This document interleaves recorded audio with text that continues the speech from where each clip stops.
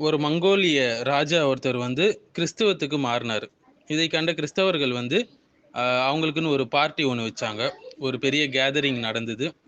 அப்போது வந்து நடந்த ஒரு முக்கியமான நிகழ்வை பற்றி தாங்க நாங்கள் பார்க்க போகிறோம். அப்போ ஒரு கிறிஸ்தவன் வந்து நம்மளுடைய முகமது சல்லல்லாஹு அலைஹி வஸல்லம் அவர்களை இழிவாக பேசினான். அப்போ அங்கே ஒரு ஹண்டிங் டாக், வேட்டையாடக்கூடிய ஒரு நாய் வந்து கட்டப்பட்டு இருந்தது. அந்த நாய் கொலைத்து கொண்டே இருந்தது. எப்போது நேரம் கிடைக்கும் பாய்ந்து அவனை ஒரு உண்டு இல்லைன்னு செய்யறதுக்கு. அப்போது அப்போ சொன்னாங்க, நீங்க இப்படி பேசுறதுனால தான் அந்த நாய் இப்படி பண்ணுது போல அப்படின்னு சொன்னாங்க. அதற்கு வந்து அவர் வந்து, இல்ல நான் கையை ஆட்டி ஆட்டி பேசுறதுனால அந்த நாயை நான் ஏதாவது செஞ்சிட போறணும்னு சொல்லிட்டு அது இப்படி பேசுது அப்படின்னு சொல்லி அவன் சமாளித்தான். மறுபடியும் அவன் என்ன செஞ்சான், சிறிது நேரத்துக்கு பிறகு மறுபடியும் அது மாதிரி இழிவா பேச ஆரம்பிச்சான். அந்த நாய் அந்த கட்டப்பட்டிருந்த அந்த கட்டுகளை உடைத்து விட்டு எழுந்து போய் அவன் குரல் வழியை கடித்து தின்று விட்டது. இந்த சம்பவம், இந்த ஒரு அற்புதத்தை பார்த்து 40,000 மங்கோலியர்கள் அந்த ஸ்பாட்ல முஸ்லீமாக கன்வெர்ட் ஆனாங்க, முஸ்லீம்களாக கன்வெர்ட் ஆனாங்க.